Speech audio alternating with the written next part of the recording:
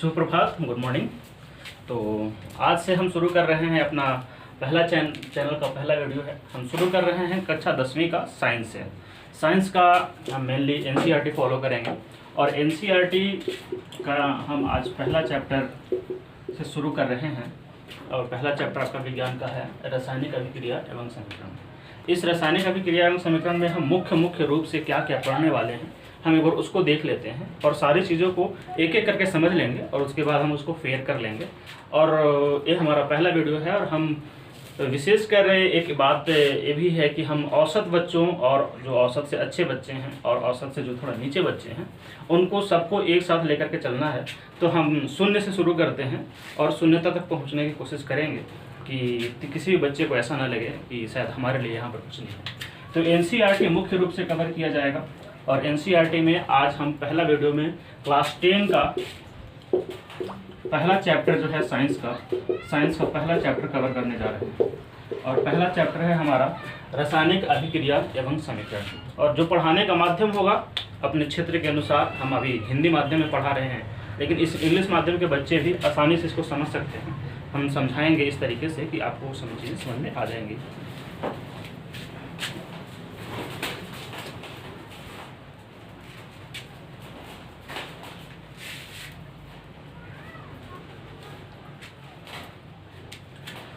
तो रासायनिक अभिक्रिया एवं समीकरण, इसमें हम लोग जो मुख्य रूप से जो टॉपिक देखेंगे एक बार हम उसको डिस्कस कर लेते हैं। रासायनिक अभिक्रिया में सबसे पहले हम देखेंगे कि रासायनिक अभिक्रिया है क्या।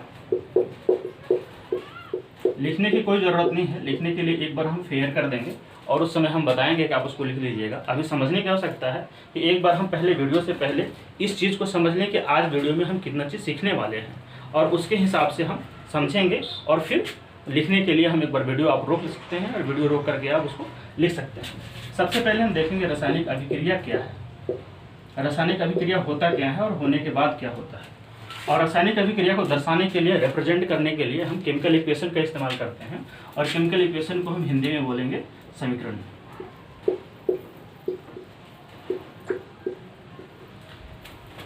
इसके बाद हम मुख्य रूप से चलेंगे कि अभिक्रिया का प्रकार क्या है।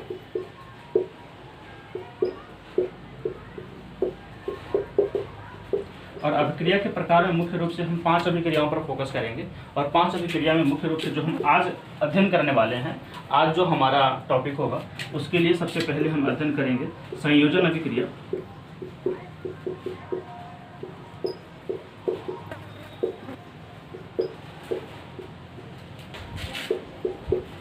वियोजन अभिक्रिया,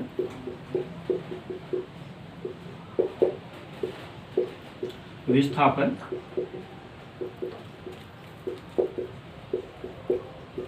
द्विविस्थापन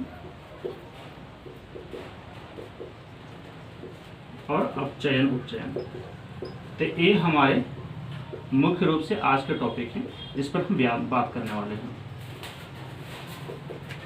तो ये अभिक्रिया के प्रकार हैं, ये हमारा आज का टॉपिक है। इस पर हम विस्तृत रूप से पहले डिस्कशन करेंगे और डिस्कशन करने के बाद एक फेयर करेंगे जिसको आप नोट कर सकते हैं और समझने के लिए सबसे पहले समझ सकते हैं। और जो चीज़ें आपको समझ में नहीं आएंगी आप अपने कमेंट में शेयर कर सकते हैं। हम फिर से उस चीज़ों को सुधार करके या फिर एक अलग वीडियो बना करके आपके डाउट क्लियर करने की कोशिश करेंगे। ये हमारा आज का पूरा विषय है कि हम पहले रासायनिक अभिक्रिया समझेंगे, समीकरण समझेंगे और अभिक्रिया के जो 5 प्रकार हैं, संयोजन, वियोजन, विस्थापन, द्विविस्थापन और अपचयन और उपचयन अभिक्रिया। तो चलिए हम कवर करते हैं।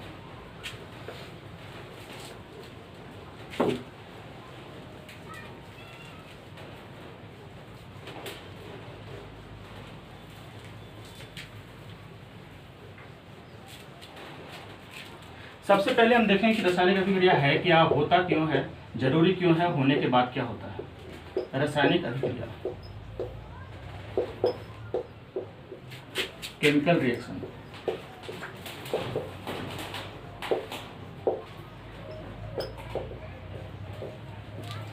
सबसे पहले कि अभिक्रिया होता क्यों है, अभिक्रिया होने की आवश्यकता क्यों है। तो इससे पहले हम कुछ दृष्टांत समझेंगे कि अभिक्रिया होता क्यों है। इसका समरी ये है कि अभिक्रिया होने के लिए आपको एनर्जी की स्टेबलाइजेशन होती है कि आपका ये जो पूरा विश्व है, पूरा वर्ल्ड है, एक स्थिरता की तरफ जा रहा है, एक स्टेबिलिटी की तरफ जा रहा है। स्टेबिलिटी का ये अर्थ है कि जो भी एनर्जी जिस भी प्रोडक्ट, जिस भी आपका सब्सटेंस में है एनर्जी है, वो अभिक्रिया करेगा और अपना एनर्जी लूज करेगा। कोई दूसरा सब्सटेंस जो है वो एनर्जी को गेन करेगा, दूसरा पदार्थ एनर्जी प्राप्त करेगा, एक पदार्थ एनर्जी को लूज करेगा, खोएगा, और इस तरीके से ऊर्जा का ट्रांसफर होते रहेगा। और ये जो पूरी दुनिया है एक स्थिरता की तरफ जाएगी, स्टेबिलिटी की तरफ जाएगी, और ये होते रहेगा। इसलिए पूरी दुनिया में केमिकल रिएक्शन हर जगह होते हैं, रासायनिक अभिक्रिया हर जगह होते हैं और होते रहेंगे। कुछ प्राकृतिक है, कुछ कृत्रिम है, जो मानव निर्मित होते हैं, आर्टिफिशियल है। तो रासायनिक अभिक्रिया होने के पीछे सबसे बड़ा कारण यही है कि बहुत सारे ऐसे तत्व हैं, पदार्थ हैं, एलिमेंट्स हैं, जिनके पास एनर्जी है और वो एक दूसरे के साथ कंबाइंड होकर के अपनी एनर्जी को लूज करेंगे, और वो एनर्जी लूज होगा और किसी तीसरे पदार्थ में कन्वर्ट हो जाएगा। इस तरीके से ऊर्जा का स्थानांतरण होते रहेगा और आपका जो दुनिया है वो एक स्टेबिलिटी की तरफ जाएगा, या फिर जो एलिमेंट रिएक्शन करेगा, जो पदार्थ अभिक्रिया करेगा, तो वो पदार्थ अभिक्रिया करने के बाद अपनी ऊर्जा को खोएगा, या दूसरा पदार्थ जो है अपनी ऊर्जा को प्राप्त करेगा, जिससे पूरा रिएक्शन का पूरा चक्र चलते रहेगा, रासायनिक अभिक्रिया होते रहेंगे।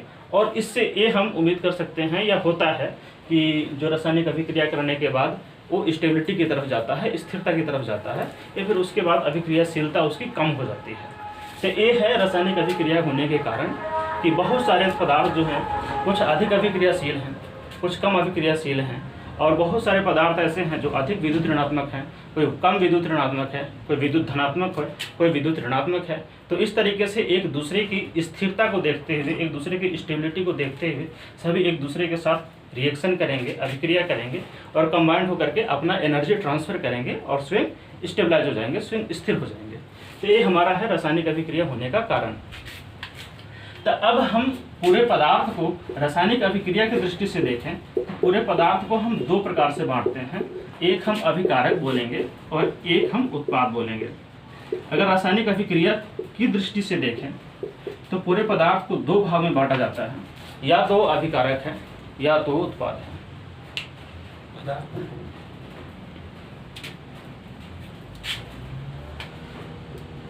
कोई भी शब्द यदि थोड़ा इधर उधर होता है तो आप समझ सकते हैं कि क्या लिखा हुआ है। तो जो पदार्थ है वो पदार्थ को रासायनिक अभिक्रिया की तरफ से अगर दृष्टि से देखा जाए तो या तो वो पदार्थ अभिकारक है या तो वो पदार्थ उत्पाद है। रासायनिक अभिक्रिया की दृष्टि से पदार्थ दो ही तरीके से होते हैं।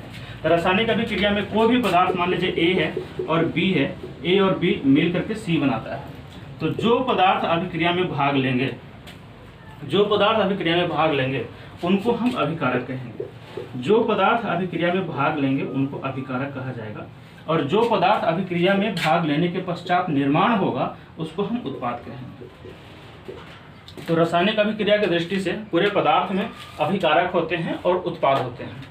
तो अभिकारक और उत्पाद और रासायनिक अभिक्रिया की सबसे बड़ी विशेषता क्या है कि अभिकारक और उत्पाद के गुणधर्म आपस में अलग अलग होंगे, कि अभिकारक दोनों मिल करके जो तीसरा उत्पाद बनाएंगे उनका गुणधर्म इनके गुणधर्म से अलग होगा। तो ये है रासायनिक अभिक्रिया की मेन विशेषता जो भौतिक अभिक्रिया से इसको अलग करती है।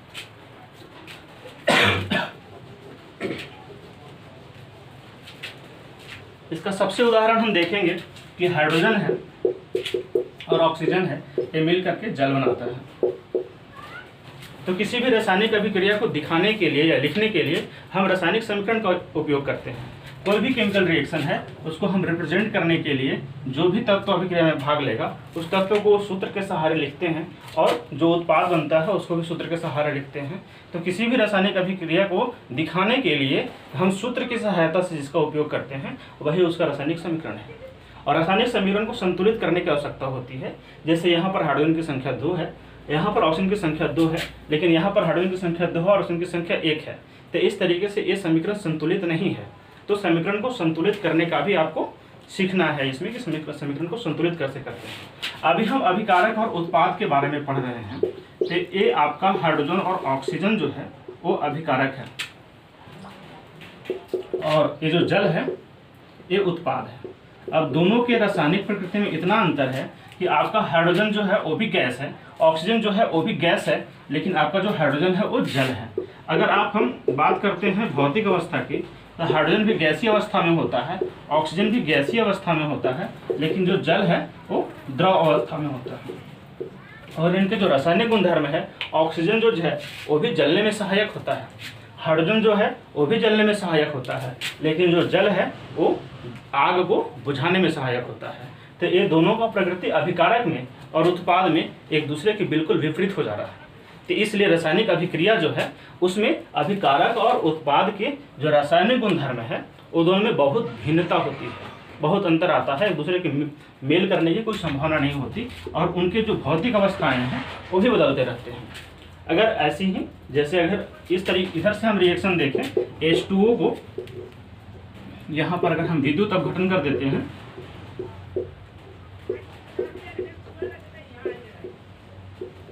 तो विद्युत अपघटन इसको हम करेंगे तो ये ऑक्सीजन और हाइड्रोजन में टूट जाएगा।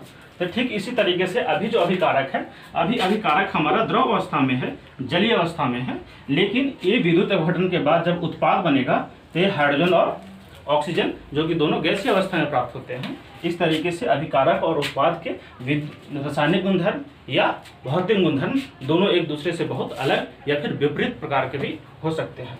तो ये अभिकारक और उत्पाद के गुणधर्म है, दोनों की अवस्था है, दोनों की भौतिक अवस्था का भी परिवर्तन है।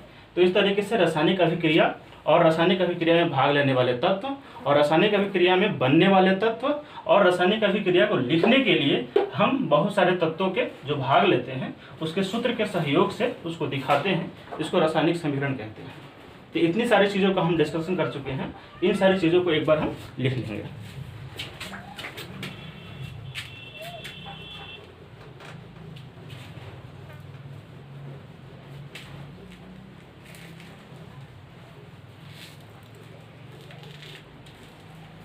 बहुत सारे स्टूडेंट ऐसे होते हैं जो परिभाषाओं पर बहुत विशेष कर ध्यान देते हैं, तो हमें हर तरह के बच्चों को ध्यान में रख कर चलना है। तो हम अभी शुरुआत में हम शून्य से शुरू कर रहे हैं, इसलिए कुछ बच्चे होते हैं जो परिभाषाओं को समझ करके उससे आगे बढ़ने की कोशिश करते हैं। तो हम पहले उसको लिखेंगे और धीरे धीरे जैसी स्थिति बनती चली जाएगी, जैसे आप लोग बताएंगे उसके हिसाब से हम अपना लेवल और धीरे धीरे बढ़ाते चले जाएंगे। तो सबसे पहले रासायनिक अभिक्रिया।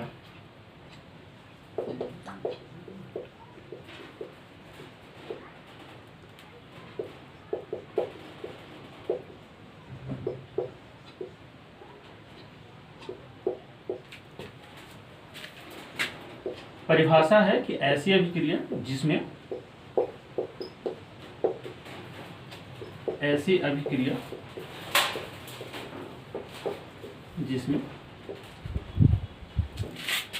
अभिकारक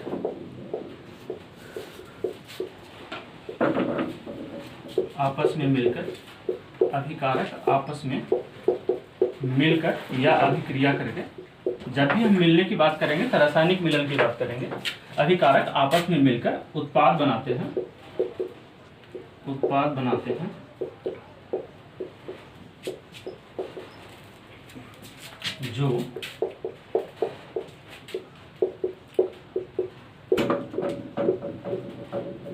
जो रासायनिक गुणधर्म के आधार पर एक दूसरे से अलग होते हैं, एक दूसरे के आधार पर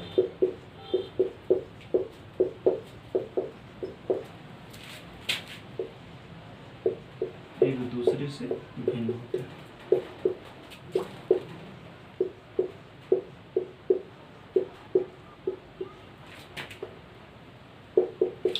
जैसे में सबसे अच्छा उदाहरण है आपका हाइड्रोजन का और ऑक्सीजन का।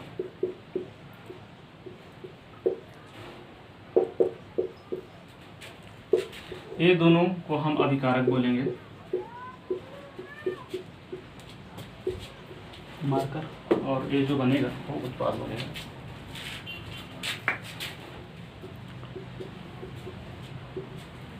और हम इसके साथ ये भी लिखेंगे कि अभिकारक की ऊर्जा उत्पाद की ऊर्जा से अधिक होती है। किसी किसी स्थिति में अगर हम अपने तरफ से एक्सटर्नल फोर्स की तरफ से अगर हम उसमें ऊर्जा को सप्लाई करते हैं तो वैसे स्थिति में उत्पाद की ऊर्जा अधिक भी हो सकती है। लेकिन जो रिएक्शन प्राकृतिक रूप से हो रहा है उसमें अभिकारक की ऊर्जा जो है वो उत्पाद की ऊर्जा से अधिक होती है। तो ऐसी स्थिति में हमें मान सकते हैं कि ये दोनों अभिकारक जो हैं वो उत्पाद बन करके स्थिर अवस्था में आ सकते हैं। अभिक्रिया के बाद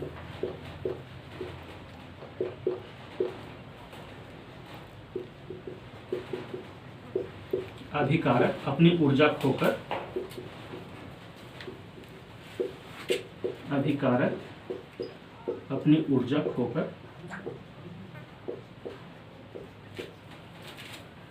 स्थिर हो जाते हैं, स्थिर या कम अभिक्रियाशील हो जाते हैं।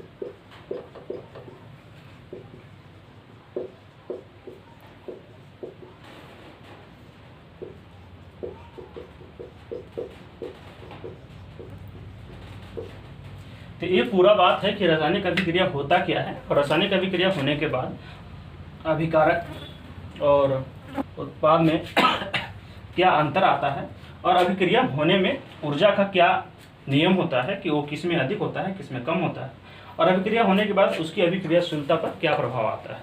तो ये पूरा रासायनिक अभिक्रिया की बात हो गई। अब हम बात करेंगे रासायनिक समीकरण को। तो रासायनिक समीकरण की कोई भी रासायनिक अभिक्रिया है उसको हम दिखाने के लिए, उसको दर्शाने के लिए, रिप्रेजेंट करने के लिए जितने भी तत्व या अभिकारक उसमें भाग लेते हैं, उस अभिकारक को हम उसके सूत्र की सहायता से उसको लिखते हैं। तो उसके लिखने का जो काम है उसी को हम रासायनिक समीकरण बोलते हैं।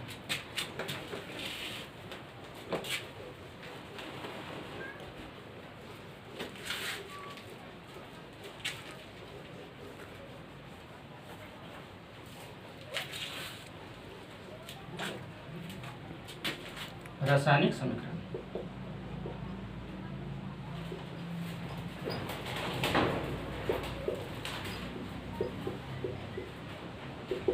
किसी भी रासायनिक अभिक्रिया में भाग लेने वाले अभिकारक को, किसी भी रासायनिक अभिक्रिया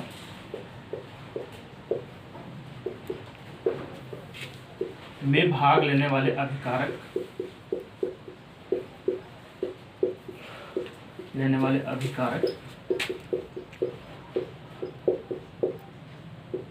एवं बनने वाले उत्पाद को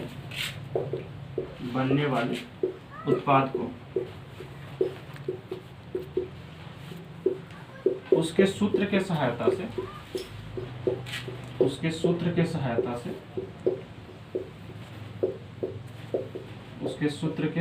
से दर्शाते हैं, जिसे रासायनिक समीकरण कहा जाता है।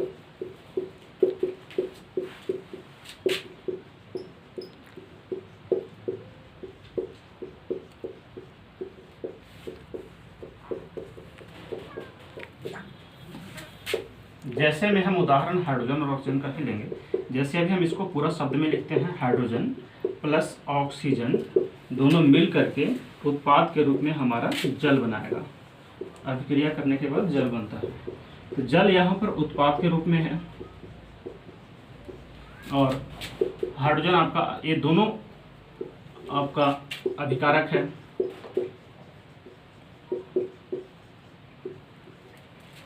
हाइड्रोजन और ऑक्सीजन अभिकारक है, जल उत्पाद है। बस इसी को हम इसका रासायनिक सूत्र के हिसाब से जब लिखेंगे तो हाइड्रोजन को H2 लिखेंगे और ऑक्सीजन को O2 लिखेंगे और जल को H2O लिखेंगे। जब ये लिखेंगे तो यही हो जाएगा इसको दर्शाने का तरीका, और इसी को हम कहेंगे रासायनिक समीकरण।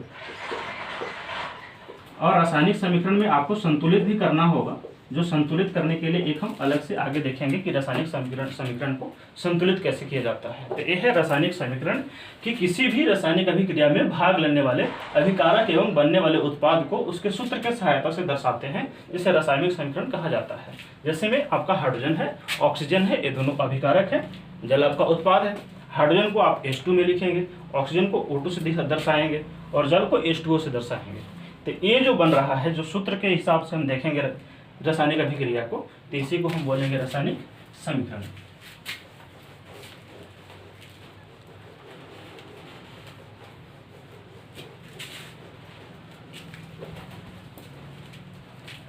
अब पूरा रासायनिक अभिक्रिया दो मूल भाग से बना होता है। ये इसके दो मूल तत्व हैं रासायनिक अभिक्रिया। पहला अभिकारक है और दूसरा उत्पाद। अभिकारक और उत्पाद, तो दोनों में बस इतना अंतर है कि अभिकारक ऐसा पदार्थ जो अभिक्रिया में भाग लेता है, ऐसा पदार्थ जो अभिक्रिया में भाग लेता है उसे हम अभिकारक बोलेंगे, और ऐसा पदार्थ जो अभिक्रिया के फलस्वरूप बनता है या उसका निर्माण होता है उसको उत्पाद बोलेंगे। दोनों में बहुत सारा अंतर होता है। पहली बात, अभिकारक में एक या एक से अधिक तत्व भी होते हैं, उत्पाद में भी एक से अधिक तत्व होते हैं, लेकिन अभिकारक में सामान्यतः अभिकारक तत्वों की ऊर्जा जो होती है वो अधिक होती है और उत्पाद के जो तत्वों की ऊर्जा होती है वो कम होती है, तथा अभिकारक और उत्पाद के बीच में रासायनिक गुणधर्मों का बहुत बड़ा अंतर होता है और सामान्यतः भौतिक गुणधर्मों का भी अंतर होता है, जिससे रासायनिक अभिक्रिया में भाग लेने वाले अभिकारक और उत्पाद एक दूसरे से, एक अभिकारक अभिक्रिया करने के बाद उत्पाद बनने के बाद दोनों में स्थिरता आती है और उनकी अभिक्रियाशीलता कम होती है।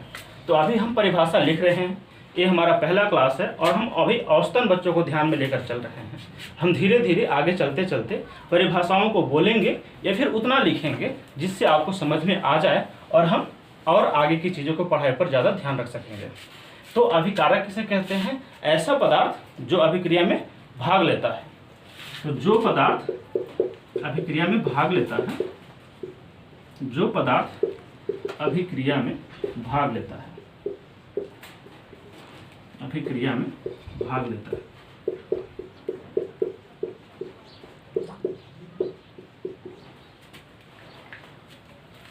और उत्पाद होगा कि जो पदार्थ अभिक्रिया में, जो पदार्थ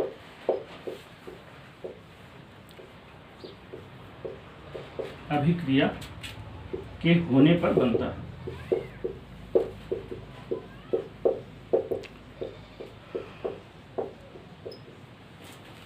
और दोनों में एक मुख्य अंतर होता है कि अभिकारक की ऊर्जा जो है सामान्यतः यदि हम बाहर से कोई ऊर्जा सप्लाई ना करें तो अभिकारक की ऊर्जा उत्पाद से अधिक होती है। सामान्यतः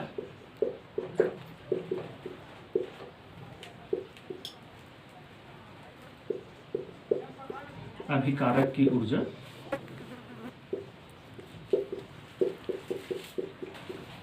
उत्पाद से अधिक होती है।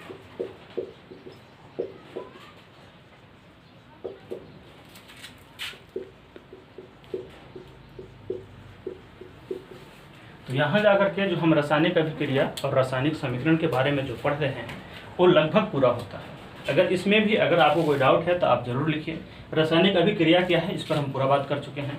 रासायनिक अभिक्रिया को लिखते हैं तो लिखने के कार्य को ही हम समीकरण कहते हैं, ये हम पूरा बात कर चुके हैं। और रासायनिक अभिक्रिया के जो दो मूल भाग हैं, अभिकारक और उत्पाद। अभिकारक वो पदार्थ है जो अभिक्रिया में भाग लेता है और उत्पाद वो पदार्थ है जो अभिक्रिया के होने के पश्चात बनता है। तो ये दोनों के बीच में मुख्य अंतर ये होता है कि सामान्यतः अभिकारक की ऊर्जा उत्पाद से अधिक होती है जब तक कि हम बाहर से कोई ऊर्जा का स्रोत उसमें शामिल न करें।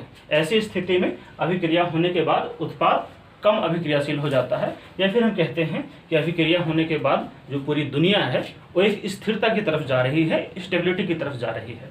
तो यहाँ पर हम एक टॉपिक के आधार पर पूरा बात कर चुके हैं। अब यहाँ से हम आगे बढ़ेंगे कि रासायनिक समीकरण को संतुलित कैसे किया जाता है और संतुलित करने का नियम क्या है, और उसके बाद फिर हम अभिक्रिया के प्रकार देखेंगे।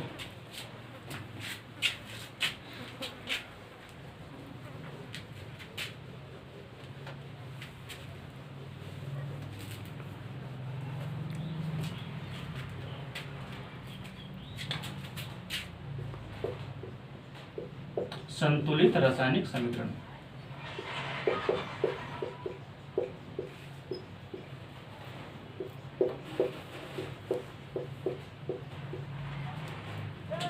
समीकरण और संतुलित रासायनिक समीकरण में बस इतना ही अंतर है कि समीकरण में हम उसके सूत्र की सहायता से अभिकारक और उत्पाद को सूत्र की सहायता से उसको दर्शाते हैं, तो वो समीकरण है। लेकिन जब दोनों तरफ उसके परमाणुओं की संख्या को बराबर कर देते हैं तो उसी समीकरण को हम संतुलित समीकरण कहेंगे। जैसे अगर हम जल और हाइड्रोजन और ऑक्सीजन की ही उदाहरण को लें तो यहाँ पर जल जब बनता है तो ये भी एक समीकरण है, लेकिन इसको हम रासायनिक संतुलित रासायनिक समीकरण नहीं कहेंगे, क्योंकि ऐसी अवस्था में हाइड्रोजन की संख्या इधर 2 है, ऑक्सीजन की संख्या इधर 2 है, लेकिन यहाँ पर हाइड्रोजन की संख्या 2 है और ऑक्सीजन की संख्या 1 है। इस तरीके से अभिकारक में और उत्पाद में ऑक्सीजन की संख्या दोनों तरफ अलग अलग है, तो ये संतुलित रासायनिक समीकरण नहीं है। इसको संतुलित करने के लिए क्या है कि हम इसके अणुओं की संख्या को बदल सकते हैं। जैसे ए हमारा हाइड्रोजन का एक अणु है, ए हमारा ऑक्सीजन का एक अणु है और ए हमारा जल का एक अणु है, अर्थात तीनों के मॉलिक्यूल्स हैं। हम मॉलिक्यूल्स की संख्या बढ़ा सकते हैं, लेकिन हम परमाणुओं की संख्या अंदर में जाकर के नहीं बढ़ा सकते। हमको जब भी करना होगा, बढ़ाना होगा, इसके मॉलिक्यूल्स की संख्या को हम बदल सकते हैं। जैसे अब नंबर के हिसाब से देखना है आपको कि अगर यहाँ पर 2 ऑक्सीजन है और यहाँ पर 1 ऑक्सीजन है, ऐसी अवस्था में हम जल के 2 अणु की सहायता लेंगे। जब हम जल के 2 अणु कर देते हैं तो उत्पाद में हाइड्रोजन की संख्या 4 हो जाता है और ऑक्सीजन की संख्या 2 हो जाता है। अभिकारक में ऑक्सीजन की संख्या 2 है, लेकिन यहाँ पर हाइड्रोजन की संख्या 2 है। इस तरीके से हम हाइड्रोजन के जो अणु है उसकी हम संख्या 2 कर देंगे। तो अब ये जो समीकरण है ये हो गया संतुलित रासायनिक समीकरण। तो ये हमेशा ध्यान रखना है कि संतुलित रासायनिक समीकरण में हम हमेशा अणुओं की संख्या को बदलते हैं और उसके हिसाब से अपने आप परमाणुओं की संख्या बदल जाती है। तो दोनों तरफ, यदि अभिकारक में और उत्पाद में दोनों तरफ अगर हर एक तत्व के परमाणुओं की संख्या बराबर हो जाती है तो हम उस समीकरण को बोलेंगे संतुलित रासायनिक समीकरण। ऐसा समीकरण जिसमें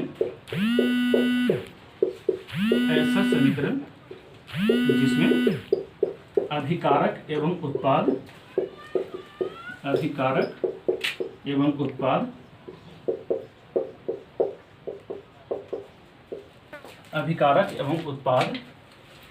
दोनों में सभी तत्वों के परमाणुओं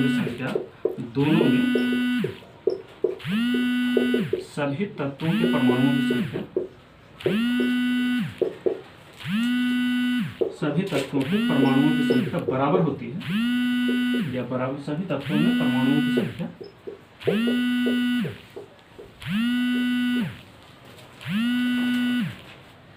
बराबर हो, उसे संतुलित रासायनिक समीकरण कहते हैं।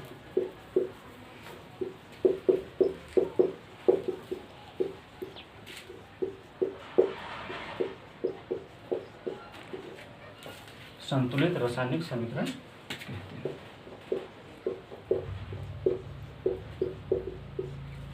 तो ये है संतुलित रासायनिक समीकरण। बहुत सारे उदाहरण हो सकते हैं कि आप बहुत सारे उदाहरण की सहायता से संतुलित रासायनिक समीकरण को देख सकते हैं।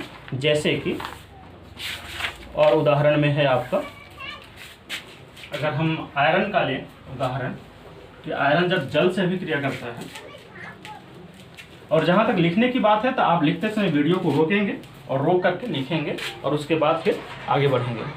जैसे जल अभिक्रिया करता है तो आयरन के साथ Fe+H2O, ये आपका बनाएगा आयरन ऑक्साइड, और आयरन ऑक्साइड के साथ बनाएगा आपका हाइड्रोजन गैस। तो Fe2O3+H2। तो इसमें क्या है, आपका आयरन इस तरफ 1 है और इस तरफ आयरन 2 है। यहाँ पर आपका ऑक्सीजन 3 है, यहाँ पर ऑक्सीजन 1 है, यहाँ पर हाइड्रोजन 2 है।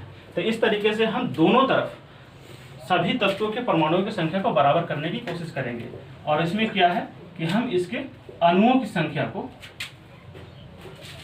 बराबर करेंगे और इसको देखेंगे कि फिर परमाणुओं की संख्या बराबर होती है या नहीं। तो ये जब आयरन है हमारा, ये जल से अभिक्रिया करता है तो बनाएगा आयरन ऑक्साइड और आपका हाइड्रोजन गैस। तो इस स्थिति में अगर हम इसको समीकरण को, रासायनिक समीकरण को संतुलित करते हैं तो यहाँ पर अगर हम अणुओं की संख्या को 4 से बढ़ा देते हैं, यहाँ पर अगर हम अणुओं की संख्या को 4 से बढ़ा देते हैं तो ऐसी स्थिति में आपका यहाँ पर 4 या 12 हो जाता है। तो इस स्थिति में आपको यहाँ पर बढ़ाना पड़ेगा और यहाँ पर बढ़ाना पड़ेगा। Fe3O4, आपका हाइड्रोजन की संख्या 2 है, इधर भी हाइड्रोजन की संख्या 2 है।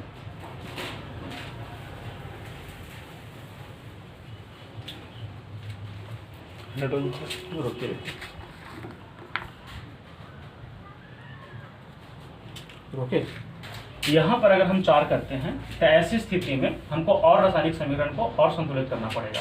लेकिन अगर यहाँ पर हम और किसी संख्या को रखते हैं तो सबसे पहले अगर हम यहाँ देखते हैं हाइड्रोजन की संख्या, ऑक्सीजन की संख्या पर 4 है, तो ऑक्सीजन को अगर हम सबसे पहले संतुलित करते हैं तो यहाँ पर जल के जो अणु की संख्या है, वो जल में अणुओं की संख्या हम 4 बना देते हैं। अब ऑक्सीजन दोनों तरफ हमारा संतुलित हो गया। यहाँ भी ऑक्सीजन की संख्या 4 है और यहाँ भी ऑक्सीजन की संख्या 4 है। अब अगर हम हाइड्रोजन की संख्या को देखते हैं तो यहाँ पर हाइड्रोजन की संख्या 8 है और यहाँ पर हाइड्रोजन की संख्या 2 है। ऐसी स्थिति में यहाँ पर भी हम हाइड्रोजन के जो अणु है उसकी संख्या 4 कर देंगे। तो अब दोनों तरफ हाइड्रोजन की संख्या 8 हो गई। अब यहाँ पर आयरन की संख्या जो है वो 3 है और यहाँ पर आयरन की संख्या हम फिर 3 कर देंगे।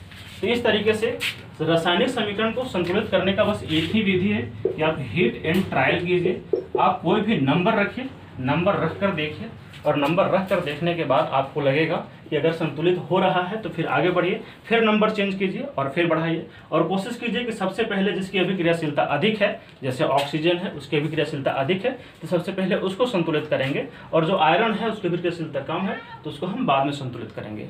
तो आज हम जितना टॉपिक लिए थे उतना तो कवर नहीं कर पा रहे हैं, लेकिन यहाँ तक कि रासायनिक अभिक्रिया क्या होती है, रासायनिक अभिक्रिया में भाग लेने वाले तत्व क्या हैं और रासायनिक अभिक्रिया को संतुलित रासायनिक समीकरण कैसे करते हैं, तो यहाँ तक का एक पूरा वीडियो कंप्लीट है। अगर आपको इसमें भी कोई डाउट है तो आप कमेंट में ज़रूर अपनी समस्या को लिख सकते हैं। आज का वीडियो यहीं समाप्त करते हैं। धन्यवाद।